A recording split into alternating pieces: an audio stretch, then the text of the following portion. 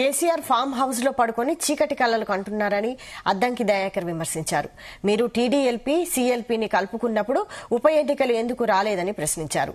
BJP మీకేమైనా సహకరిస్తుందా? మీకో న్యాయం, కాంగ్రెస్ కు ఒక న్యాయం ఉంటదా అని మండిపడ్డారు. పార్టీ క్యాడర్లో ఆత్మస్థైర్యం నింపడానికి వీక్ స్టేట్మెంట్లు చేస్తున్నారని, ప్రతిపక్ష నాయకుడిగా మీ పాత్ర ఏమీ లేదన్నారు.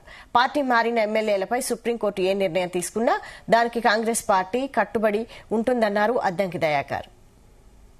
కేసీఆర్ ఖయాల్ తప్పిండని చెప్పి అనడానికి ఇంతకంటే ఎక్కువ ఉదాహరణ అక్కర్లేదు. గతంలో పగటి కళలు కనేటోడు ఇప్పుడు చీకటి కళలు కూడా కంటున్నాడు ఫామ్ హౌస్ లో. కాంగ్రెస్ పార్టీ చట్టాన్ని, న్యాయాన్ని గౌరవిస్తుంది.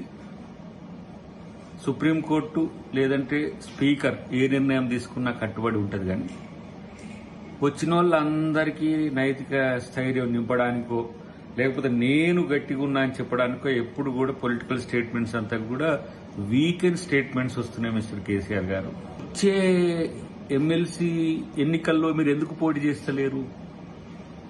వచ్చే ఉప ఎన్నికకు సంబంధించి మాట్లాడుతున్నారు. ఇంతవరకు మీరు ఇంట్లో నుంచి బయటికి రాలేదు. అసలు మీ విధానం ఏందో చెప్పలేదు. ఇంతవరకు ప్రతిపక్ష నాయకునిగా మీ పాత్రే లేదు. మీ పార్టీ నాయకులు, మీ కొడుకు, మీ అల్లుడు ఏదేదో బయట వచ్చి మాట్లాడుతున్నారు. అసలు వాళ్ళకి ఆ స్టాండిటీ ఉన్నదని కూడా నేను అనుకోను. మీరు మాట్లాడే మాటలకు కూడా విలువ తగ్గిపోతుందనే విషయాన్ని మీరు గమనిస్తే మంచిది. కాబట్టి ఇలా ఉప ఎన్నిక వస్తుంది అని ఆశపడే పరిస్థితి ఉంటే రానియండి. అదేం దాన్ని పెద్ద వ్యతిరేకించేది కాదు. మీకొక న్యాయం, కాంగ్రెస్కి ఒక న్యాయం ఉంటుందనే కోరికతో మీరున్నారు, ఉండండి, కాదండి. కానీ అలా కోర్టు తీర్పులను గౌరవించే సంస్కృతి ఉన్నది. అన్నిటికంటే ఎక్కువ ప్రజా తీర్పును గౌరవించే సంస్కృతి కాంగ్రెస్ పార్టీకి ఉన్నది. రేవంత్ రెడ్డి గారిని మీరు ఎదుర్కోవడానికి చేసే ప్రయత్నాల్లో మల్లగుల్లాలు పడుతున్నారు. ఇలా కడియం శ్రేయర్ గారు పోయిందనే కోపం ఉన్నదో, నా నుంచే ఒక 10 మంది పోయినరో కోపం ఉన్నదో. మరి ఆ రోజు మా వాళ్ళు కూడా ఒక 15-16 మందిని తీసుకున్నారు కదా.